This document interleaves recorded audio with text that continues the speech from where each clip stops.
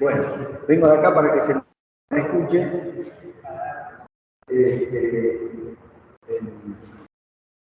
Crecimiento de empresa, modelo aplicativo y reglas de juego, algunas vinculaciones con la reciprocidad y la gratuidad. En realidad, digamos, este trabajo, el documento que le da origen a esta ponencia, lo elaboramos con un becario antes de la pandemia, él era de administración, y también respondió a una inquietud de algunos de nosotros que planteábamos qué dice la administración respecto que planteábamos qué dicen las otras ciencias, sobre todo la administración, además de, aparte de la economía, sobre el crecimiento de las empresas. La administración junta, organiza en 4 modelos, que no son estrictamente modelos, podríamos llamarle también escuelas o usar otro nombre, pero la administración le llama modelos a las propuestas que hay sobre el crecimiento de las empresas y se mezclan economistas, historiadores y administradores. El modelo más viejo, y es interesante, nosotros fundamentamos esto en cierto interés con las pymes, que vamos a ver por qué, y también en el hecho de que si una economía crece, un país crece, sus empresas crecen. Entonces, queríamos establecer bueno, a ver, ¿qué decían los demás? No solamente nosotros. Entonces, el primer modelo es un modelo muy viejo, que es el modelo estocástico, que sigue la ley de Gibraltar, escrita en 1931, propuesta en 1931 por un francés, y que justamente lo que dice es que el conjunto de factores que hacen el crecimiento de una empresa es tan complejo, pero tan complejo que es mejor representarlo como una causa aleatoria, como un shock aleatorio. De hecho, no sé si se alcanza a ver ahí arriba, a ver si puedo poner el cursor. Si se ve el cursor, está genial, ¿no? El tamaño de la empresa en el momento T es el tamaño de la empresa en el momento T menos 1 por 1 más, esto es un shock aleatorio. Epsilon es una cosa absolutamente aleatoria. A ver, como explicación es más o menos horrible, pero dio lugar a un montón de modelos y de poder usar las estadísticas y usar información. Y entonces, por ejemplo, usando este modelo, los que están en esta escuela, o en este modelo, propusieron descomponer el crecimiento en distinguir el crecimiento de la rama de actividad del crecimiento de cada empresa, distinguir las grandes empresas de las pequeñas empresas, de las pymes. No son nunca estos casos argumentos definitivos, pero hay argumentos para decir que el crecimiento de las grandes empresas sigue una cierta lógica y una cierta rutina o un cierto sendero y las pequeñas pymes otro. Y después también una cosa muy, muy de economista que dice, bueno, la probabilidad de crecer en el momento T tiene que ver con los crecimientos en los periodos anteriores, ¿no? Más dentro de la administración más moderno, tenemos el modelo de comportamiento, o el behavior, como le dicen en inglés. En realidad, acá, estos autores empiezan queriendo explicar por qué unas empresas crecen más que otras. ¿Sí? Y encuentran que el motivo principal tiene que ver con la capacidad de administrar y gestionar de los empresarios. Acá están los modelos de Momol, de Penrose, que es muy interesante, Chandler, Parris, digamos, y elaboro un montón de teorías que no me da el tiempo, porque cada una no puede estar toda la ponencia con una sola de esas teorías. Muy, muy interesantes todas. Pero a ver, ellos identifican ciertos factores, por ejemplo, factores personales de los directivos como la educación. Acá yo cuando hablo de educación, ya vamos a precisar un poco más, se refiere como al grado de educación, al nivel de educación que alcanzaron. No se estudió el título no, pero por ejemplo si llegaron a la universidad, y la experiencia. La capacidad de gestión, para ellos es una cosa distinta. La capacidad de gestión es la capacidad de coordinar recursos internos Y esto, hay un aporte muy interesante de Penrose que dice justamente en contra de la idea de asignar recursos y en la microeconomía, los recursos en realidad proveen servicios. Y la capacidad del empresario está en coordinar esos servicios de manera que no haya ineficiencia, de que no se pierdan esos servicios y que todos los servicios de los recursos que tiene sean bien utilizados.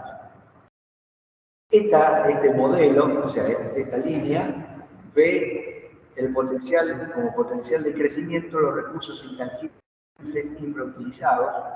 Eso cree que siempre hay algún recurso que no está utilizado plenamente. Otro factor que me parece muy importante es si la empresa quiere crecer. Si en sus fines, pues, como es que antes, se me acaba de escapar la tecnología, motivos, principios y valores, figura el crecimiento, esa empresa va a crecer más que lo demás.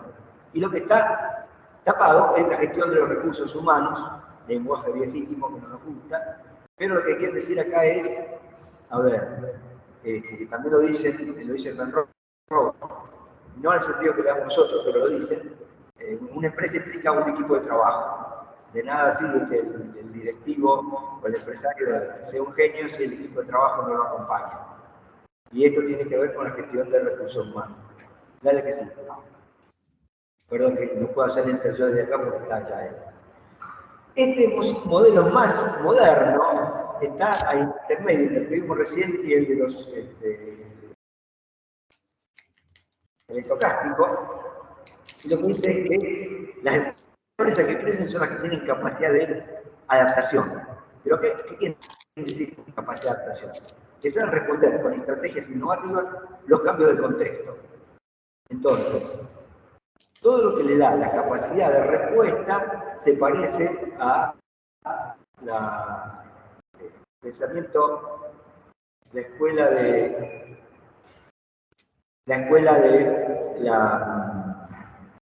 que dijimos recién, la de la behavior, de la conducta, pero incorpora algo que no está en la otra, que es que hay cambios estocásticos, hay shocks estocásticos en la vida de cada empresa. Entonces, estamos en el medio, no es cuestión pura aleatoriedad, pero tampoco es cuestión, digamos, pura meritocracia. Ahí en el medio algo hay. Y el potencial para crecer, esto se junta con algo que dijimos recién, pero ellos innovan en esto, son los recursos flexibles, o sea, recursos que son aplicables, que tienen diversidad de usos y aplicaciones. Cuanto más recursos flexibles, más capacidad tiene una empresa de adaptarse a cambios de su contexto. Cuanto más rígida es, más dificultades tiene. Esto, entre paréntesis, también se aplica a la política nacional, por eso los países que tienen diversificación productiva pueden tolerar las internacionales, las que se concentran más en un aspecto, la van a sufrir más. Dale. Ahí está. Bueno, y por último, quedamos nosotros los culpables de la economía. La crítica está muy bien hecha, ¿por qué? Porque, a ver, si yo tengo que usar un modelo para decir cómo se explica lo de los economistas, es el modelo estructura, conducta, performance. Entonces, la estructura sería el tipo de mercado, la conducta es la conducta optimizante, pero, a ver, la estrategia elegida por un monopolio no es lo mismo que un competidor de competencia perfecta, o no es lo mismo que un oligopolista en los distintos contextos, y el resultado de la performance. Siempre suponemos que vamos a maximizar el beneficio, pero la performance de la empresa es consecuencia de la conducta de los empresarios dadas las estructuras. Lo interesante es que la economía, la microeconomía especialmente, nunca se planteó el tema del tamaño óptimo, o mejor dicho, nunca del crecimiento, porque suponemos que hay un tamaño óptimo, el del mínimo costo medio, en la famosa curva de costos medios de largo plazo como de 1, y entonces hay un tamaño óptimo, y el tema es cómo llegar a ese tamaño óptimo. No hay otro problema. Obviamente somos absolutamente criticados porque la historia de la empresa demuestra que todo el mundo quiere crecer y que la gente no quiere llegar al tamaño óptimo. Más adelante lo vamos a ver, porque no está en el trabajo, que se vincula, se relaciona con Sí, empíricamente uno puede encontrar que hay un tamaño mínimo eficiente que todos quieren alcanzar, pero no es un tamaño óptimo. ¿Sí? O sea, a partir de ese tamaño mínimo eficiente, después cada uno puede hacer lo que quiera, o hace otras cosas, o diversifica estrategias, pero todos quieren alcanzar ese tamaño mínimo eficiente. Acá en la economía es más duro, es un tamaño óptimo, ni más ni menos. Hay un planteo dinámico en la economía también, para salir del esquema histórico en el que estamos, donde para las grandes empresas se plantea que hay una retroalimentación entre performance y estructura. O sea, una multinacional como la Coca-Cola tiene la capacidad de definir su mercado. ¿Tá? No es, digamos, el mercado no es el contexto que tiene que tomar como dato, sino que un contexto que puede modificar a su favor. Pero esto es como economía industrial, pero llegamos hasta ahí, nada más. Me alegra que sí. Bien, entonces, hagamos una síntesis, y acá me traiciona esta barra que nunca pude sacar acá, pero agrupamos los factores que van en estos cuatro modelos, y entonces tenemos factores internos y externos. Hay varias agrupaciones, muy interesantes, una de 3 elementos también, pero esta es como la más práctica para la exposición, digamos. Entonces, en factores internos tenemos las características personales de los administradores, empresarios y emprendedores, de decisores, educación y motivación, experiencia y capacidad de gestión serían, ¿no? O sea, son 3, educación y motivación, experiencia y capacidad de gestión, 3. Atributos de la empresa, también es interno, que es la existencia de recursos ociosos o infrautilizados, fines orientados al crecimiento, la capacidad de adaptación, que vimos recién, y un factor tecnológico que tiene que ver con si la empresa puede acceder, o en lo que hace, técnicamente puede acceder a economía de escala, de alcance o de densidad. Son categorías muy microeconómicas, pero, a ver, esto significa que uno puede ahorrar o disminuir sus costos medios en la medida que aumenta la escala, o aumenta la diversificación, o aumenta la cantidad de servicios en un espacio determinado. Y los factores externos, que esto es mucho más ortodoxo, digamos, que es la predecibilidad del entorno, el nivel de capacitación y el desarrollo del capital humano, o sea, el nivel educativo de la población en general, no solamente en el sentido formal o del sistema, sino también, digamos, en el sentido social, ¿no? Y el último, el costo del capital, que se merece estar tachado, que no está tachado.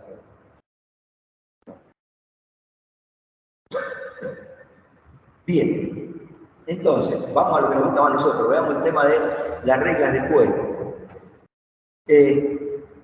A ver, la educación y la motivación, la experiencia, la capacidad de gestión necesitan para concretarse el deseo de cooperar con los que forman parte de la empresa. Esto está, no solamente nuestro, ya lo dijo Markov en 1982, ¿no? Y este deseo de cooperar, por un lado, tiene que ver con las reglas de juego internas de la misma empresa. Hay empresas donde las reglas de juego son pro-competitivas, hay empresas, como la que yo estudié para mi tesis, donde las reglas de juego son solidarias, de comunión, hay empresas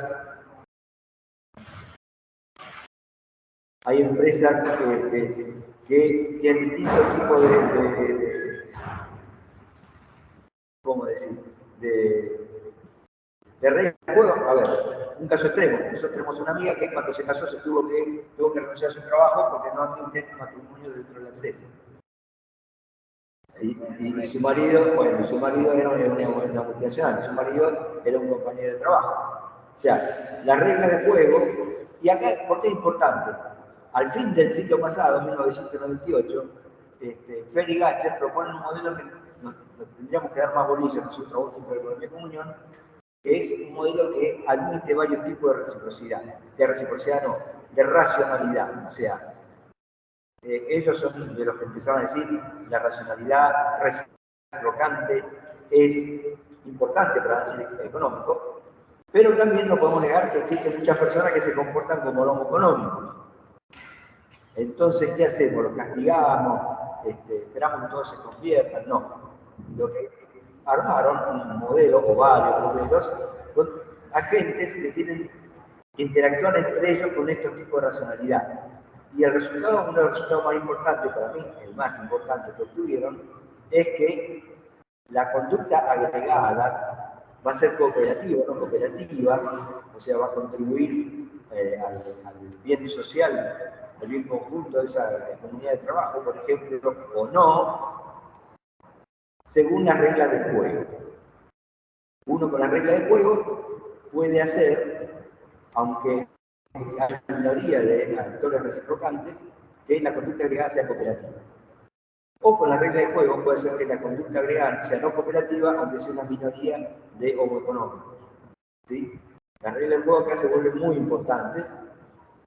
En economía de comunión no suena a lo que nos dijo el Papa ya en el 2017, que hay que cambiar las reglas de juego. Son muy importantes y en general, al menos en la microeconomía, no le damos importancia. O suponemos que son estándares y están establecidas. No, se puede cambiar. Y también faltan, para nosotros que miramos desde la economía de comunión, digamos, la capacidad de reconocimiento, la empatía, la gratitud, no están presentes en estos análisis.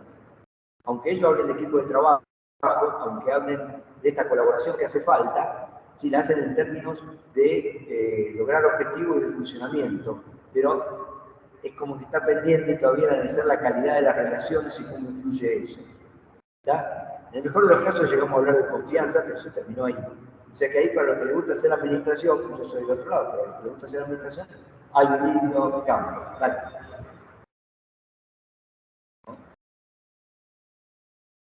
Ahí está. Bien. Las reglas de juego externas a la empresa.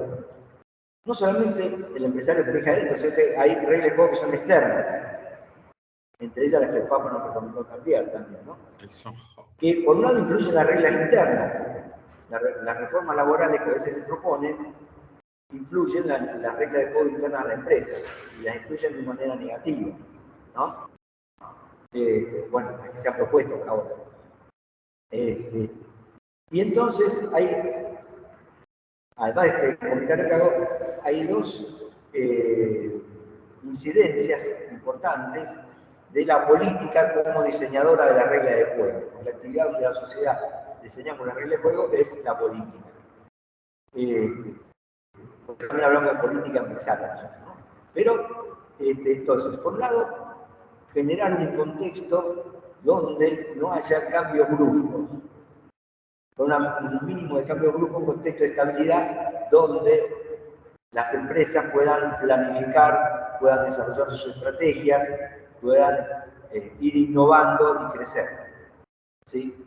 En contextos donde hay muchos cambios bruscos, mucha incertidumbre, lo más sobre todo, sí, se juntan incertidumbre por nuestra vida, pero en esos contextos la mayoría del tiempo se invierte en solucionar los problemas urgentes y no queda tiempo para la planificación, digamos, estratégica. Entonces, difícilmente, ahí me sonó la alarma, que me quedan 3 minutos nada más, entonces difícilmente esas empresas puedan crecer, puedan explotar todo su potencial, ¿sí? Pero también estos amigos que mencioné recién, todos los que están en la economía de Javi, nos plantean otra cosa, es que la política, como toma la iniciativa, ¿sí? Puede generar condiciones distintas bajo las cuales se generen conductas agregadas cooperativas, generando círculos viciosos no, virtuosos, círculos virtuosos de cooperación y reciprocidad. Acá, ¿por qué? Porque nosotros sacamos la certidumbre del planteo de un juego, la teoría de juegos, tenemos entonces una parte importante de la parte de los agentes es obtener información. Si el que toma la iniciativa, por decir así, da buena información y logra generar expectativas positivas, se puede generar un círculo virtuoso de cooperación y reciprocidad. ¿Sí? No necesariamente va a ser así, no, y tampoco necesariamente va a ser al contrario.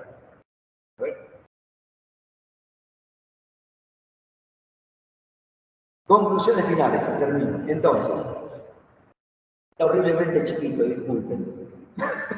Bueno, a ver, como ya decimos siempre, la reciprocidad, el intercambio de dones, la gratuidad son importantes, son relevantes para el análisis de las políticas y de las reglas de juego que favorezcan el desarrollo de las empresas. Las preferencias interesadas por los otros, el intercambio de dones como modelos también son relevantes para ello. Los factores internos de crecimiento de la empresa, de esto que hemos hablado, también dependen de las reglas de juego que ponga la misma empresa. A veces nosotros pensamos todo como capital que usamos y no nos damos cuenta que por el juego puede hacer que lo usemos mal o bien ese capital. Y las políticas además generan las condiciones bajo las cuales las distintas conductas individuales pueden generar una conducta cooperativa, pueden circular, pueden generar círculos viciosos de cooperación y reciprocidad. Muchas gracias. Esa es la que sigue. Quedamos abriendo preguntas.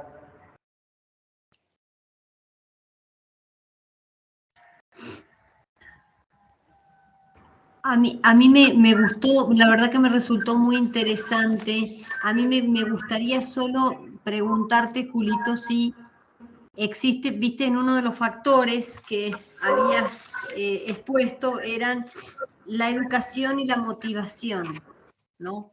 Esos factores se pueden como, digamos, a ver, voy a utilizar una expresión del Marcelo. ¿Se ha podido hacer como un tablero o indicadores qué cosas de la educación y qué cosas de la motivación para decir que la empresa ha crecido? A ver, el punto débil de esa escuela es que es muy difícil de cuantificar. Existe como desde el punto de vista, o sea, en la administración hay una parte, su Marcelo lo conoce mejor que yo, que es como propositiva. Que si vos haces así, que vas a crecer, digamos. Estas son las recomendaciones, el lógico parece que la debilidad de esa escuela es justamente la contrastación empírica. Porque no podés identificar directamente esos elementos. Sí, quizá la educación universitaria, por ejemplo, pero igual, tenés, en estos casos, como ciencias sociales, tenés muchos contraejemplos. Puedes decir, mira, si la gente está formada en Harvard, son multinacionales exitosos.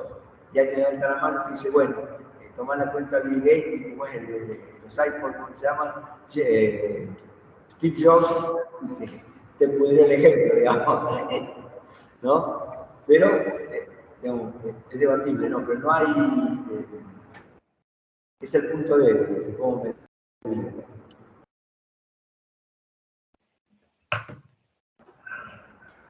Carmen. Gracias.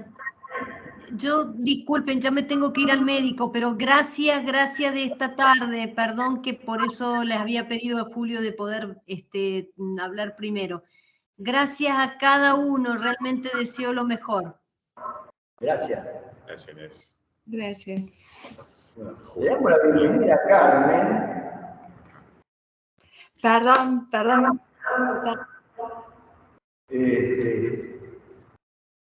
No me podía comunicar. Bueno, justo te toca ahora, digamos, el tema es que tenemos 40 minutos, así que vamos a hacer 15 minutos recontra estrictos, 5 de preguntas, y así tenemos lo mismo para Graciela del campo, y ahí nos vendrán a retirar los equipos. Yo venía mirando como lo que estaba presente. Bueno, Graciela dice que puede ser menos lo de ella, pero Carmen, ¿vos tenés una presentación?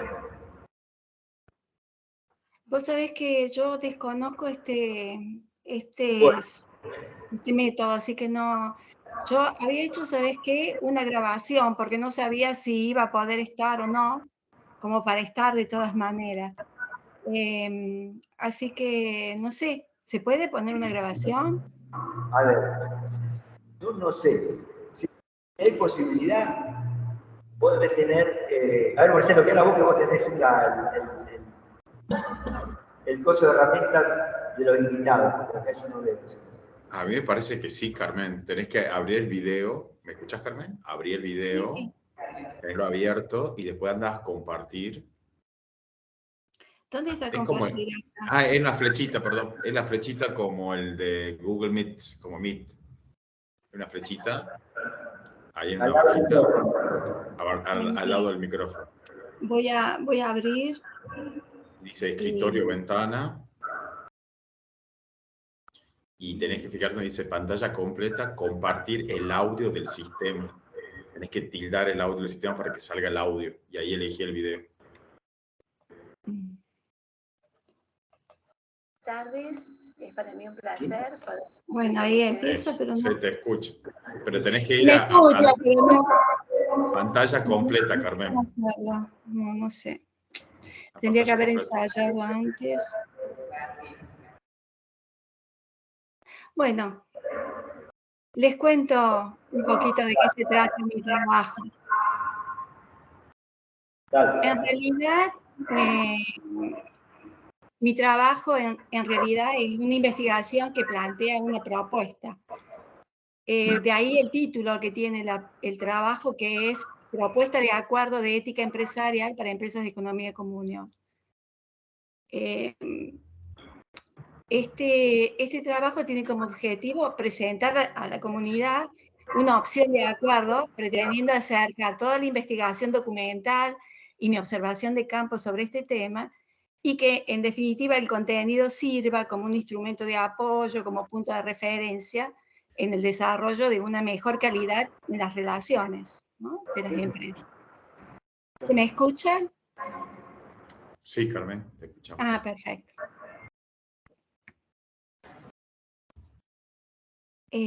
Cuando hablamos de las empresas de economía de comunión, estamos hablando evidentemente de un colectivo empresario que responde a un proyecto común. ¿Y cuál es este proyecto? Es el de adherirse, crear, pertenecer y fortalecer empresas de economía de comunión.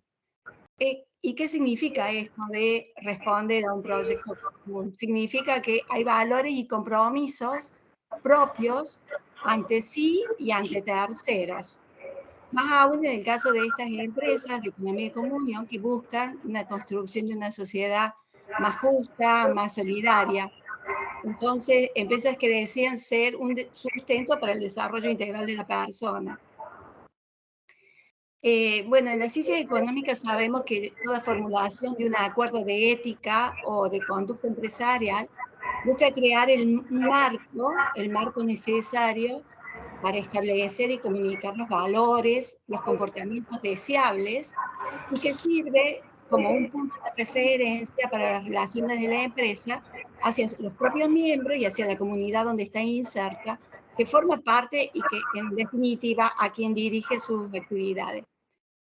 Entonces, crear esta formulación de acuerdo o de conducta empresarial puede tener como finalidad reducir esa ambigüedad ante situaciones concretas en la interpretación de esos valores que hemos esgrimido. Pero en este caso se busca ir un poquito más allá. Se busca que el espíritu original, el ideal que le dio nacimiento, no se confunda y mucho menos que se tergiverse o pierda. Vera Araujo afirma, y la cito: la búsqueda de una sociedad cada vez más civil, participativa, armoniosa, es decir, capaz de crear las condiciones para la felicidad y el bienestar de los individuos, de las comunidades, de los pueblos, exige que se supere esta economía conflictual, competitiva, sin límites, agresiva, alineante. Esto demostraría la actualidad de la economía de comunión como punta avanzada en una economía alternativa a la vigente. Cierro la cita. Sin embargo, para mí esta búsqueda de la participación es imposible de lograr sin el consenso de valores irrenunciables para la misma comunidad a la que forma parte. Es por ello que la construcción de un instrumento que sea un esbozo básico para justificar, definir y orientar el pensamiento, permitirá luego generar la acción necesaria para la construcción de las relaciones dentro y fuera de la empresa con más clara identidad. Trabajar sobre la ética no está alejado de la responsabilidad de sustentabilidad financiera de las empresas. Podemos consensuar con el Papa Francisco cuando declara, cuando una empresa se convierte en una familia en la que la dirigencia se preocupa porque las condiciones de trabajo estén siempre al servicio de la comunidad, los trabajadores, a su vez, se convierten en una fuente de enriquecimiento. Se les alienta a poner sus talentos y habilidades al servicio del bien común, sabiendo que su dignidad y circunstancias son respetadas y no simplemente explotadas. Cierro la cita. Bueno, supongo que no hace falta a esta altura que yo les diga quién dijo esta propuesta, ¿no? Obviamente a todo aquel que esté involucrado con el proyecto de economía de comunión, sea propietario, gerente, empleado, emprendedor, cliente, competidor, agente fiscal, vecino, familia, o simplemente se trate de un comunicador o escritor interesado en el tema. Tampoco preocupa el tamaño de la organización, de la empresa, de la familia a la cual pertenezca, porque la preocupación se centra en la persona, que es en definitiva a quien va dirigido este trabajo. Bueno, como es un trabajo pensado para formular un manual, está dividido en dos partes.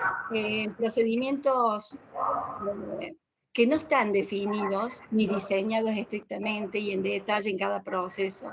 Por eso, el fin de este trabajo lo que pretende es ser un dinamizador para una construcción de un diálogo abierto, constructivo, participativo, teniendo en cuenta estos lineamientos que se esbozan, pero al fin preparar, construir manuales educativos propios y también los de las instituciones intermedias.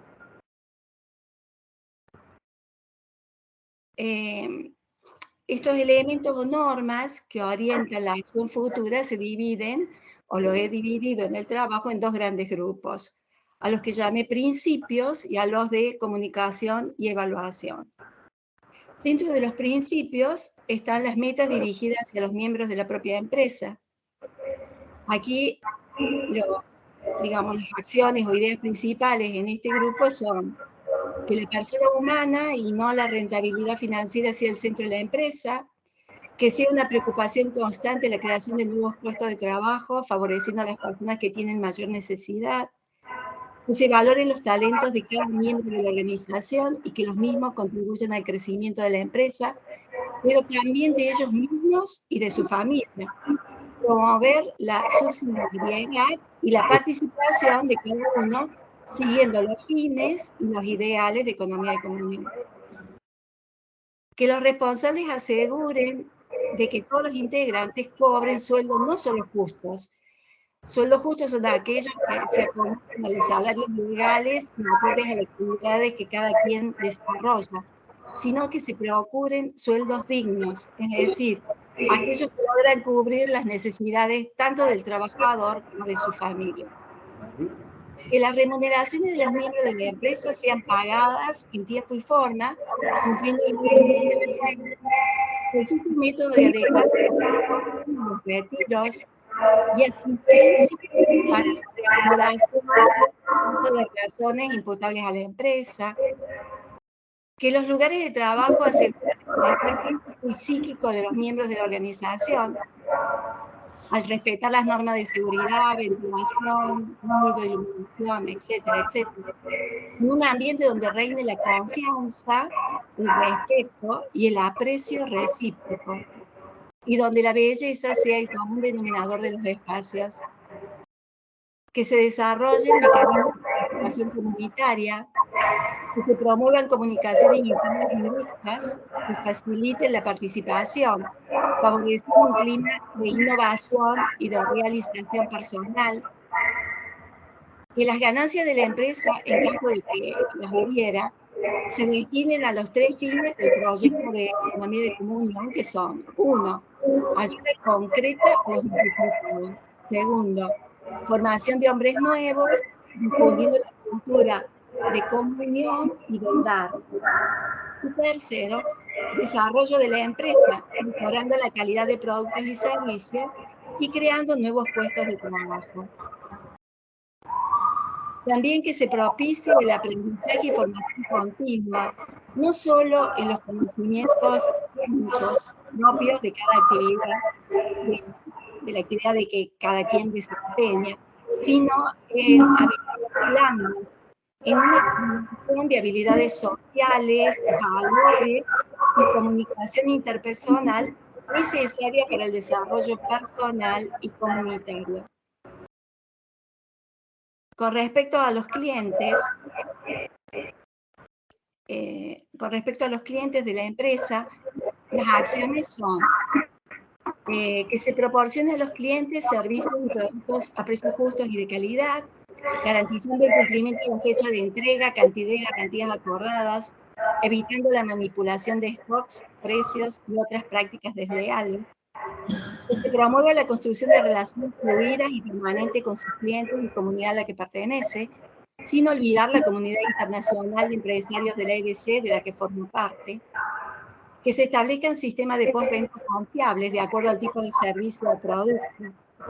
Que se aseguren difundir y participar en publicidad certera e informativa y que cumpla esta información con las pautas de ideales de la economía de comunión. Con respecto a los proveedores, las acciones propuestas son que se establezcan relaciones con los competidores de manera respetuosa, sin buscar maliciosamente eventuales defectos o fallas en los productos o servicios, con el ánimo de obtener una ventaja. Con respecto a la comunidad en general, las acciones propuestas son que se tenga una comunidad fluida y estable con los otros que adhieren al proyecto de economía de comunión, con un compromiso serio de iniciar el camino de comunión a nivel local e internacional, no solo como empresario, por lo tanto representante de esta comunidad empresarial, sino también como persona. Que la relación con las personas en situación de necesidad no sea de asistencialismo, sino en un plano de respeto, de dignidad y fundamentalmente en clave de fraternidad. En toda actividad que se desarrolle se tenga en cuenta los impactos ambientales y sociales, colaborando para subsanar los posibles y los potenciales daños, colaborando también con entidades afines a este problema. El segundo grupo, como les anticipé, es la comunicación y evaluación. Y aquí las primeras acciones son para limitar a los empleados a seguir los estándares, y aquí encontraremos que alinear esas prácticas con las creencias y los estándares a través de este programa de ética empresarial de la empresa. Dar la debida importancia también en las actividades normales de la empresa, cumpleaños, nacimiento, despedida, fortaleciendo las relaciones y el sentido de pertenencia de la comunidad de trabajo según los valores compartidos. También acciones respecto a gobiernos, instituciones y asociativas, que son participar en la actividad pública para lograr una sensibilización sobre los principios de la economía de comunión, fomentando cambios estructurales tanto en políticas públicas como en políticas institucionales. Comprometer la participación activa en instituciones intermedias, asociativas EDC, tanto nacional como internacional, para lograr ese fortalecimiento de la comunidad.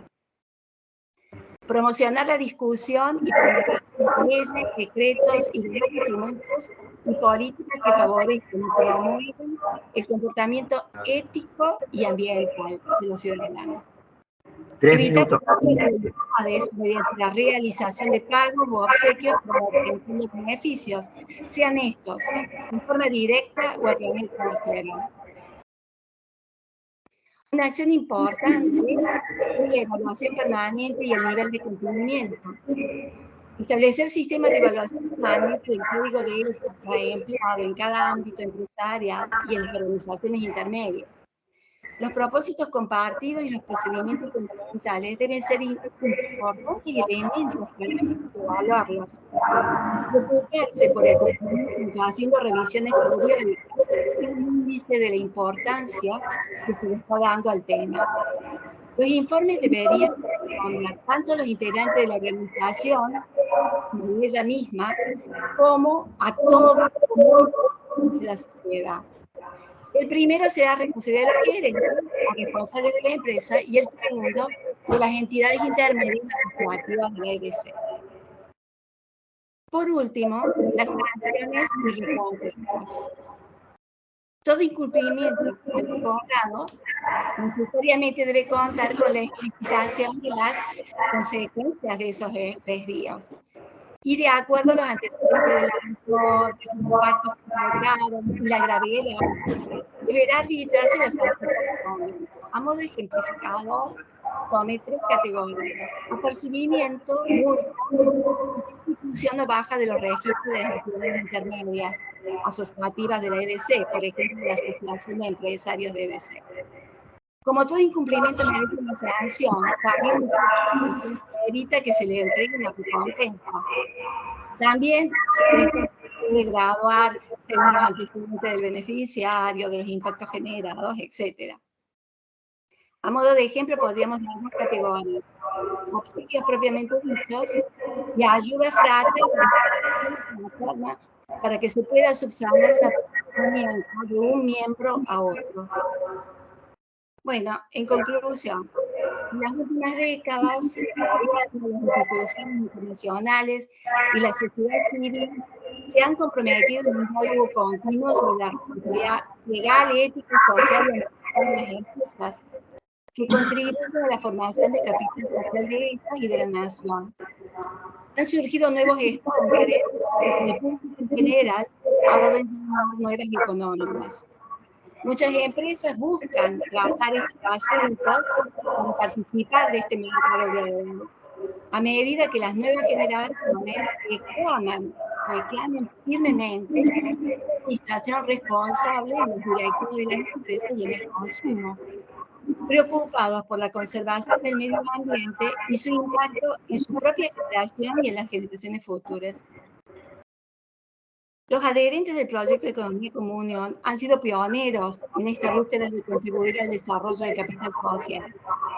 Pero al hacerlo en la libertad que fomentan, terminan creando empresas únicas que tratan de seguir el documento elaborado y consensuado en líneas para una empresa de Economía como Unión. Sin embargo, este propósito termina por ser insuficiente, ya que no alcanza para la evaluación y búsqueda del razonable cumplimiento de lo ideado, ni para la evaluación necesaria que permita la corrección de un posible crecimiento. Por eso este trabajo propone ser un dinamizador para un diálogo en la construcción de manuales éticos operativos con el objetivo de promover una conciencia que impulse la evaluación, permitiendo las correcciones fraternas que cada caso merite y la evolución que el propio tiempo en la historia lo exige. Estamos en tiempo. Eso es todo. Muchas gracias. ¿Preguntas?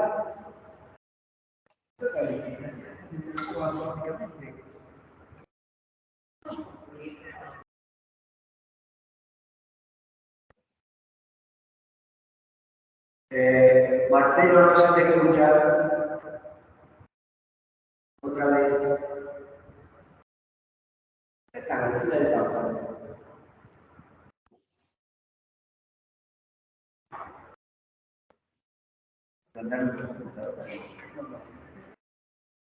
¿Preguntaste algo, Marcelo?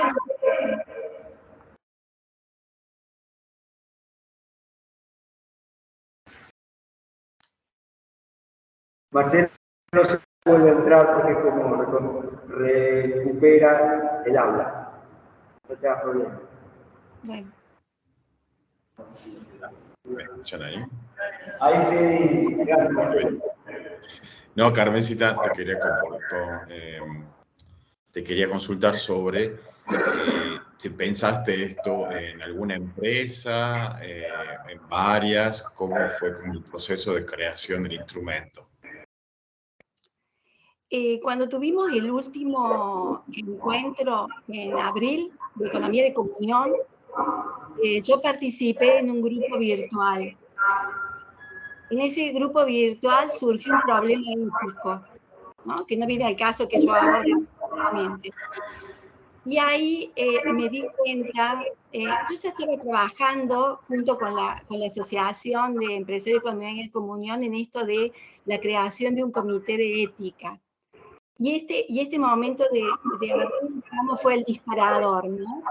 Y dijo, no, nos hace falta tener este pensamiento colectivo, ¿no? De evaluación y de premio o castigo, ¿no? Porque si no queda en los dimes y diretes, en la apreciación de que cada uno tenga sobre los valores y no sobre una documentación donde vos puedas decir, no, yo cumplí con, digamos, con los principios básicos de acuerdo al manual de ética de economía de comunión, ¿no?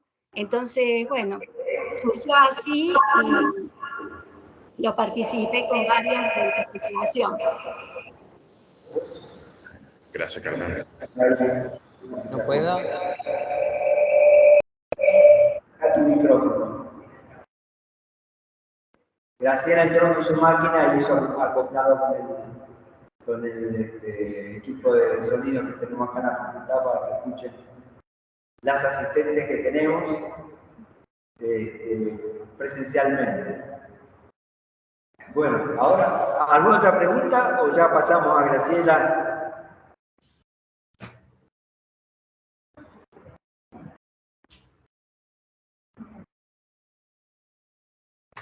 ¿Vos venís acá? Bueno, entonces, la última ponencia de la tarde va a estar a cargo de Graciela del Campo, del Plan Nacional de Educación Solidaria, del Ministerio de Educación y de CLADIS, relación entre economía de comunión y aprendizaje de servicios.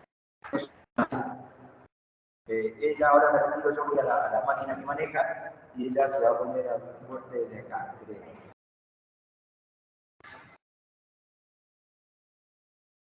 ¿Cuál es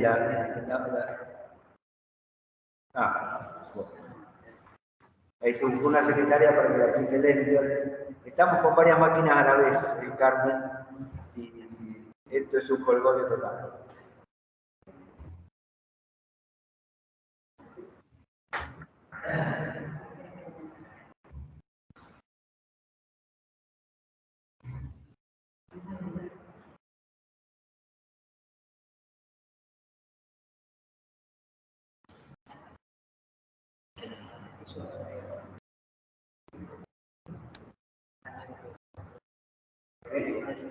¿Lo ves ahí? No, ¿dónde vas a hablar? Bueno, entonces tienes que sentarte a hablar ahí. ¿Cómo haces para pasar allá? Hola, buenas tardes. Me han dado... ¿Se escucha? ¿Sí? Sí, sí, se escucha, Graciela. Me han dado el pie todos los temas que han desarrollado ustedes anteriormente y en otros simposios, para que, bueno, yo pueda hablar desde la pedagogía, no desde las ciencias económicas. ¿Cuál sería esta relación o la relación que pueden visualizado? Me parece que se puede establecer entre la economía de comunión y la pedagogía del aprendizaje servicio solidario.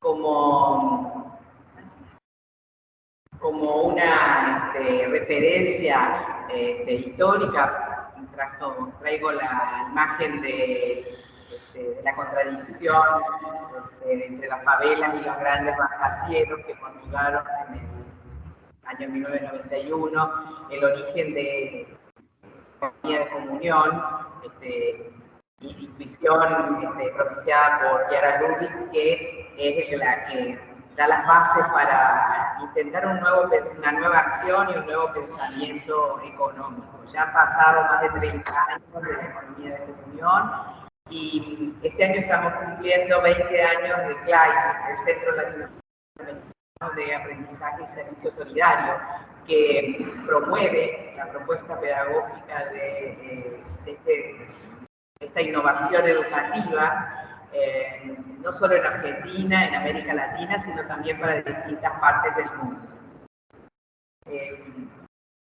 El propósito de mi trabajo, o de esta primera presentación, fueron tratar de responder a estas preguntas. O sea, ¿cuál es el aporte que esta nueva corriente de pensamiento económico puede ofrecer a la pedagogía, a las prácticas educativas, pedagógicas, y en particular cómo se vincula con la pedagogía del aprendizaje-servicio solidario, que reconocen de alguna manera varios elementos comunes, como el de la práctica de la cultura de la solidaridad, de compartir, de la reciprocidad y la búsqueda de generar esta cultura que transforme no solo la manera de pensar, sino la de actuar y las estructuras y las reglas del juego, como decía Julio Ruiz anteriormente.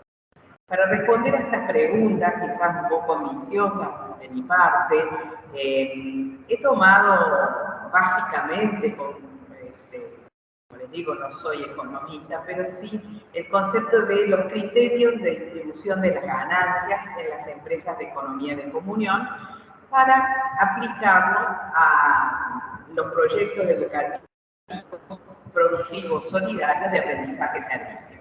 Que es un ámbito, una temática específica donde se puede concretar esta propuesta pedagógica a la que me refiero. Entonces, primero, o sea, como lo han dicho anteriormente, la economía de comunión es ante todo una cultura, un estilo de vida basado en el dar y el compartir, en contraposición o como antídoto quizás para la cultura del tener, del éxito, de la meritocracia, y que busca, está dirigida a todos, empresarios, empleados, consumidores, ahorristas académicos, todos aquellos que pasan por una escuela o aquellos que pasan por una universidad y se forman con una orientación económica, una manera de ver la economía y también de entender y acercarse a los pobres y a los excluidos. Entonces, esta propuesta económica de la economía de comunión, como cultura que se va difundiendo y que se va desarrollando y aprendiendo en cada empresa, sino en la manera de mirar a las personas y a la economía en general y en particular en la cotidianidad, puede ser también aprendida a través de métodos y propuestas pedagógicas específicas que faciliten ese aprendizaje. En cuanto a los criterios de distribución de las ganancias de las empresas, he tomado fuente un noticiero de economía de comunión de enero del 2011 que mencionaba con precisión que estos tres objetivos iniciales, que es promover la promoción y el desarrollo de la mejor calidad de vida de los necesitados, pobres, personas en situación de vulnerabilidad, organizaciones, el desarrollo de la propia empresa, del propio emprendimiento, y la formación de personas en esta cultura del dar, en esta nueva concepción de compartir más que el de competir.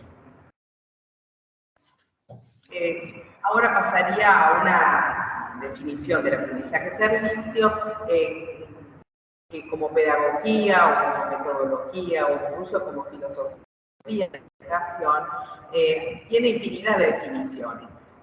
María Nieves Tapia, que es la directora de nuestro centro, la directora académica, ha desarrollado en varias unidades y bibliografía una aproximación a la definición del aprendizaje-servicio, destacando tres características. Pero podemos decir que el aprendizaje-servicio se visualiza en experiencias educativas que integran actividades solidarias protagonizadas por los estudiantes aplicando intencionadamente contenidos de aprendizaje, contenidos formativos de carácter académico y curricular, al servicio de la resolución de problemáticas y necesidades comunitarias reales y sentidas por los destinatarios.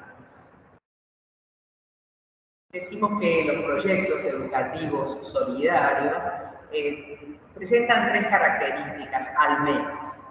La realización de un servicio solidario concreto para y con la comunidad, junto con la comunidad destinataria. Ese servicio lo realizan y lo protagonizan los estudiantes como activos ejecutores y como partícipes en la planificación del proyecto, desde su diagnóstico hasta la evaluación.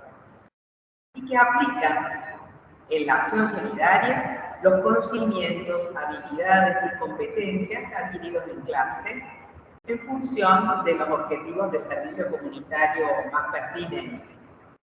Entonces, dentro de lo que pueden ser los proyectos educativos solidarios, que pueden abarcar infinidad de temáticas y que pueden ser desarrollados desde el nivel inicial hasta la universidad y en organizaciones de educación no formal, hay un tipo de proyectos que son los emprendimientos educativos solidarios.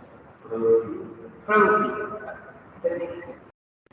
Educativos productivos, porque se realizan en las instituciones educativas, tienen una finalidad productiva y tienen una intencionalidad solidaria. Para ejemplificar y distinguir qué cosas son aprendizaje, qué cosa es solidaridad genérica y qué es específicamente aprendizaje-servicio, voy a utilizar este ejemplo y estas imágenes. Diseñar planos y maquetas para la entrega de un trabajo práctico en una escuela técnica es aprendizaje o en una universidad. Recolectar ropa, alimentos, materiales de construcción para una población vulnerable, distribuirlos, etc., es un servicio solidario, una acción solidaria. Sin embargo, estudiar la problemática sociohabitacional, diseñar viviendas sociales o reparar viviendas precarias y enseñarles a construir viviendas dignas, incluso organizando un banco de materiales de construcción, eso es aprendizaje-servicio solidario. Esta última expresión es lo que hace, por ejemplo, la Universidad Católica de Córdoba, a través de uno de sus áreas de trabajo y proyectos, experiencia que tienen desde el año 2004, donde llegan a generar no solo una asistencia, una beneficencia hacia otros, sino que procuran realmente la promoción de las personas involucradas y incluso cambio generando estructuras de circulación de los bienes, como puede ser el banco de materiales de construcción, donde la gente puede acceder común, y las empresas que tienen esos recursos organizan su donación o contribución para este banco. Las empresas o los particulares. Con respecto a los proyectos educativos productivos, que pueden ser el ámbito donde se ponga en práctica estos principios y los criterios de la economía de comunión, en las escuelas secundarias, en las escuelas agropecuarias, generalmente se realizan prácticas profesionalizantes. Los estudiantes asesoran a un emprendimiento que puede ser generalmente simulado, en otros casos es real, para que familias, organizaciones que trabajan con población vulnerable puedan resolver algunas de sus preocupaciones, necesidades o problemas. Pero generalmente el criterio que prima en estas prácticas, lo común, es que la distribución de los beneficios, las ganancias, incluso de estos microemprendimientos que son asesorados o que realizan los estudiantes durante un año, son para el propio beneficio, para comprarse la campera o la chaqueta para ser los egresados, o para ayudar a alguna familia que dicen que tiene necesidad económica, es decir, tiene una finalidad autorreferencia. Encontramos, por otra parte, cooperativas escolares registradas, en el caso de la provincia de Córdoba, que fue hace poco, donde de por sí las cooperativas escolares son una experiencia de solidaridad interna, de trabajo en equipo, de colaboración, se puede prever la reciprocidad, el intercambio de dones, de saberes, tienen una finalidad común, pero los beneficios o los excedentes generalmente se distribuyen puertas adentro de la escuela, es para su propio beneficio. Y entonces están replicando una mentalidad de que voy a ganar más, o voy a producir más, o voy a hacer este emprendimiento para mi propio beneficio. Entonces, la propuesta de economía de comunión creo que viene a cumplir, por un lado, esta intencionalidad de una solidaridad y una comunión hacia los otros, hacia los más necesitados. Creo que la economía de comunión en estos principios puede ser un aporte para mejorar la calidad de estos proyectos productivos, educativos solidarios, que pueden ser aplicables a cualquier emprendimiento educativo productivo. Y en particular, la distribución de las utilidades, las ganancias, los beneficios o excedentes, como decía, cooperativas escolares que me corrigieron ahí en Villa María, decían, no son ganancias, nosotros no hablamos de ganancias. Pueden destinarse a estos tres objetivos y tiene una consecuencia pedagógica también. En cuanto a la promoción de personas en situación de vulnerabilidad y pobreza, supone que hay que pensar quién es el destinatario de estas acciones solidarias, de estos emprendimientos productivos y los productos que se hacen en la misma escuela. En cuanto a la reinversión para el crecimiento del propio emprendimiento, es si lograron tener algún tipo de ganancia o algún tipo de beneficio excedente, ¿cuál va a ser el destino que le va a dar para que este emprendimiento continúe? En vez de comenzar cada año un tema nuevo y estar sin aprovechar esos recursos que existen ya en la escuela. Y finalmente, la finalidad educativa, la formación de la cultura de dar y compartir, es decir, cómo una parte de esas ganancias puede contribuir, aunque no totalmente, a la formación de los estudiantes para la cultura del dar y compartir, porque están practicando concretamente la gratuidad, pero también pueden estar necesitando formarse o hacer un encuentro, una reunión, una jornada que les permita crecer como comunidad, pero también capacitándose para realizar mejor el emprendimiento que han elegido.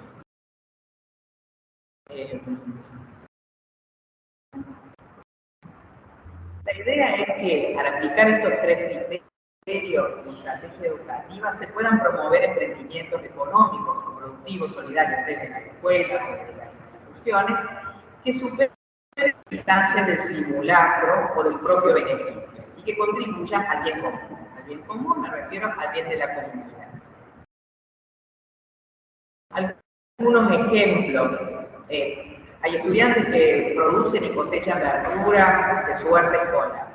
¿Qué pasa si destinan una parte de esa producción a un hogar de ancianos, a personas mayores que tienen problemas de diabetes, de salud, que necesitan mejorar su alimentación? O que contribuyen a un fin social comunitario.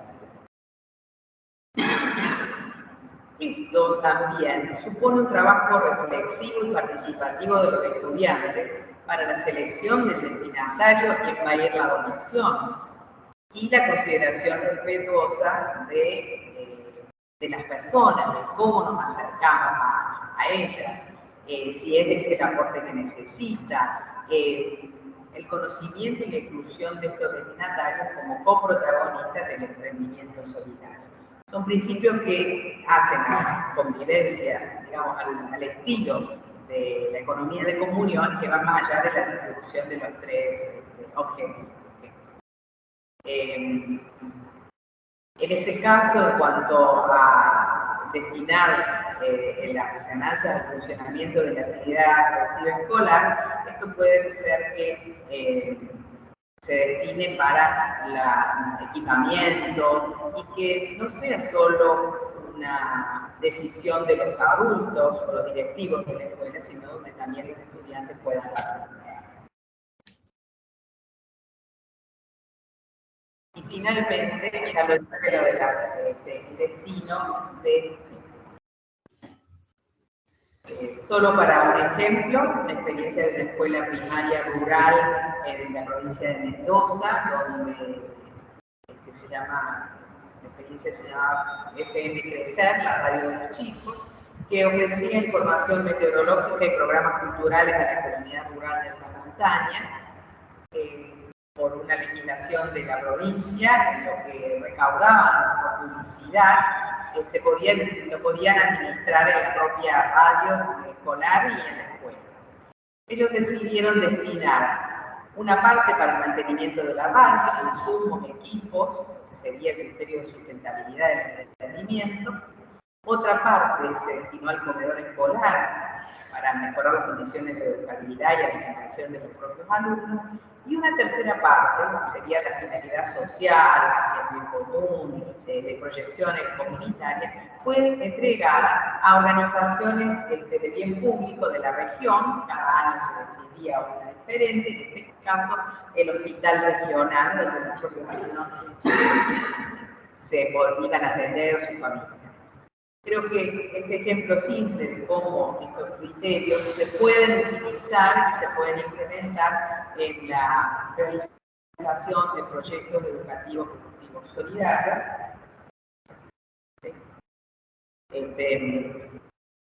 que permiten que ya desde jóvenes, desde muy chicos, que los estudiantes, ante la cultura del tener y el acumular, del descarte, de la competencia sin fin, llena sus vidas de sinsentido, encuentren en esta vinculación una manera de descubrir una nueva mentalidad económica y poder visualizar la práctica de emprendimientos, no solo visualizar, sino realizar y poner en práctica emprendimientos educativos, productivos de calidad, eficientes y solidarios, por una solidaridad horizontal, abierta, basada en el encuentro, que supere la beneficencia, que genere participación de los destinatarios, que genere y tienda hacia la promoción del desarrollo. ¿Preguntas?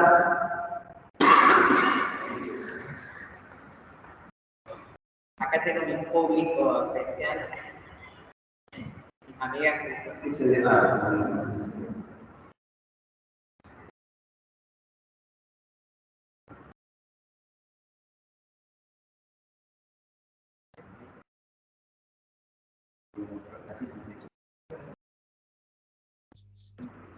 No,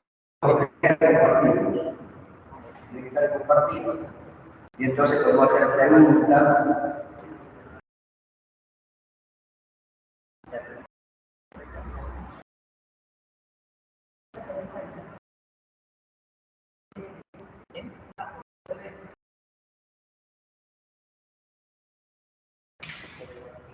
Julio, hago una pregunta. Escucho entrecortado a ustedes, no sé si se escucha bien.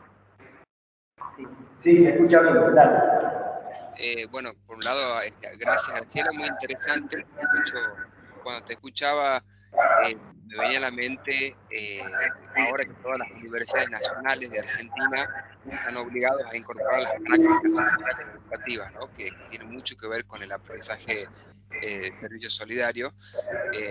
Así que bueno, es como que todo el tiempo vinculado a eso. Eso por un lado.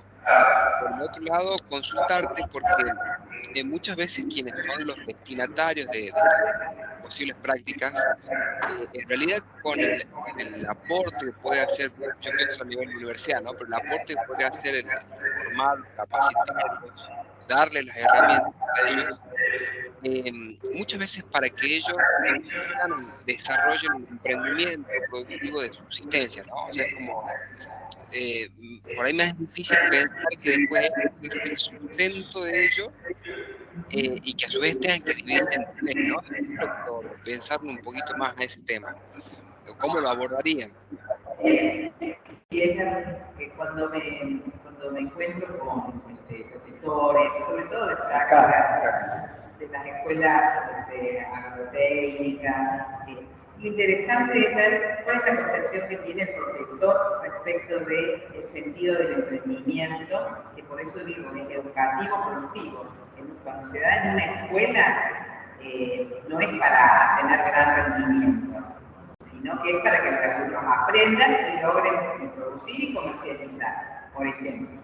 Entonces, la sugerencia que suelo hacer yo de concreta es decir, bueno, piensen, ¿cómo pueden distribuir aquello poco que ustedes, ya sea lo que producen o lo que ganen por comercializar, cómo pueden darle un destino? O sea, para hacer la experiencia de darle a un fin social.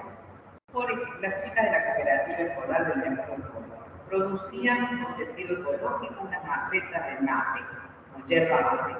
Y decía, bueno, ¿y esto para quién? ¿Con quién lo comparten? ¿Lo pones en tu casa? ¿Lo pones en la cocina de tu mamá?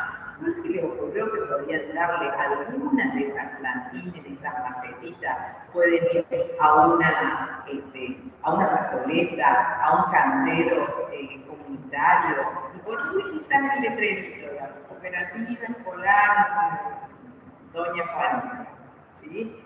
O los chicos de la escuela sanitaria. Eso por un lado.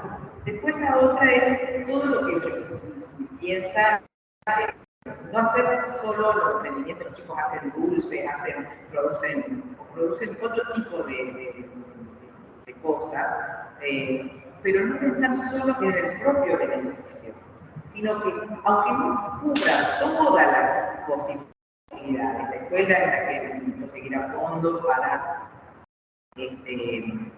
hacer viajes de estudio, una salida educativa. Pero ¿qué pasa si una parte de lo que lograron vender contribuye para esa finalidad educativa de compañía? ¿Sí? O en el caso de universidad, ustedes asesoran, pueden combinar con un servicio solidario, asesorar a emprendimiento, a que, no sé, en la feria de artesanos, a ver si realmente el trabajo y lo que cobran cada artesanía es la más adecuada, es el precio justo. Una cosa es la que uno puede proponerle a los propios alumnos, siempre también esto dentro de un ámbito de libertad, porque como decían ustedes, la adhesión a los principios de la economía de comunión es libre y voluntaria, pero la idea es proponerles primero que conozcan que existe esta posibilidad, esta posibilidad de practicar la gratuidad. Yo le preguntaba a todas las alumnas de estas cooperativas escolares que conocí hace poco, en Córdoba, ¿en qué reparten los excedentes? En la mayoría de las cosas, muchas directoras de carrera, la escuela para beneficio propio, cosas sencillas, pero para la cortina de la escuela, para tomar agua, tener un dispenser, etc. ¿Qué les parece? ¿No se les ocurre que podrían destinar una parte? O sea, no quiere decir que va a ser el 30% de la ganancia, un poquito, digamos, para un fin solidario, es decir, para un fin social que no necesariamente te tenga que venir a agradecer porque lo existe. No sé si respondo un poco a tu pregunta. Sí, gracias.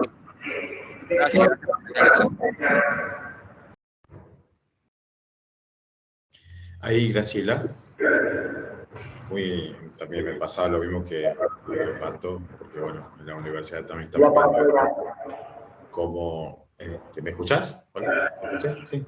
¿Cómo implementar las prácticas sociales? Y me quedó esto que dijiste, que las prácticas sociales son con la comunidad y para la comunidad, ¿no? En tu experiencia, ¿nos podés contar cómo se implementa esa idea? O sea, cómo vos vas y también... yo, digamos, en la implementación en la universidad como que estoy viendo cómo hacer eso, ¿no? Tengo alumnos de administración que tengo que ahora fomentar las prácticas sociales y solidarias. ¿Cómo te imaginas, si conoces de buena experiencia de la Universidad Católica de Córdoba, cómo lo implementó, como para encontrar alguna pista para la implementación, ¿no? Sí, primero que se trabaja junto con los estudiantes. Habría que identificar necesidades comunitarias concretas. Después, elegir de esas necesidades que pueden visualizar tus propios alumnos, es decir, de administración, qué necesidades se encuentran en el ámbito de la administración de pequeños emprendedores, o sea, también buscar destinatarios que están en situación de vulnerabilidad o que tienen menos posibilidades. Entonces, porque yo no voy a asesorar a Coca-Cola o a, qué sé yo, municipio de la capital federal. Capital federal que tiene más recursos que todo el país, ¿cierto? Tengo que pensar en aquellos que, donde voy a brindar un servicio solidario. Entonces, de todas esas necesidades, elegir aquella problemática que es factible que puedan, con lo que saben los estudiantes, poder brindar un acompañamiento, un asesoramiento, un servicio concreto. Hay escuelas para eso, no sé si entran dentro de la administración, no conozco la tenía que ver con la temática de ustedes, pero que ponen a disposición de la comunidad, de la gente del barrio, acá en Buenos Aires incluso, el equipo de comunicación y el asesoramiento de los chicos que tienen, para que puedan registrar en blanco a las empleadas domésticas, a los jardineros, a las porque asesoran a esto que decía, los artesanos, para que puedan lograr el precio justo. Me viene ahora la experiencia de España, de la Universidad de Deusto, que asesora en la cátedra del área de marketing, donde ellos establecen un contacto, un convenio, una alianza con organizaciones que hacen de mediadoras de esa solidaridad. En este caso es empresas de comercio justo.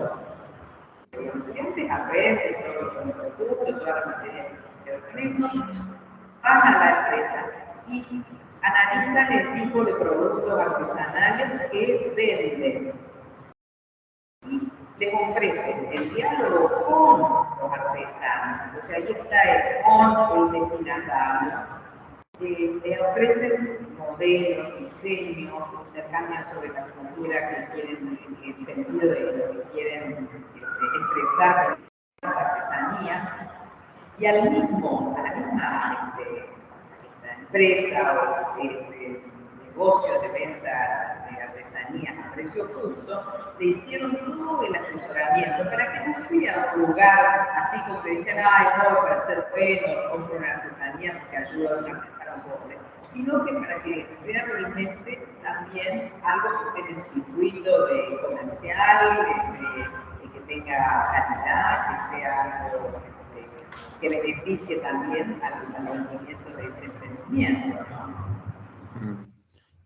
Gracias, Graciela. Otra experiencia, pero no quiero. Gracias. El trabajo para el encuentro con el destinatario tiene que ver, puede ser un contacto directo, como podés tener un grupo de alumnos, y no sé cuánto tenés, 100 alumnos, a lo mejor, podés armar pequeños grupos que busquen una muestra o un grupo, dice la amiga mía que hace, una muestra accesible, que no vayan al negocio que está en la otra parte de la ciudad, sino a los emprendedores que están cerca. Bien. A partir de este momento terminamos la grabación. Pueden seguir hasta que vengan a retirar el equipo, pero si no, no nos va a quedar habilitada la grabación. Bueno, muchas gracias. Gracias, Julio. Gracias a todos por la participación. Si quieren capacitación de aprendizaje servicio, podemos hacer algo aparte en otra oportunidad. Eso. Podríamos venir a Tucumán, eso. Bueno, muchas gracias, Julito. Gracias, Graciela. Gracias, Carmencita. Gracias por la organización, Julio. Después hacemos un Zoom seguro para compartir todos juntos.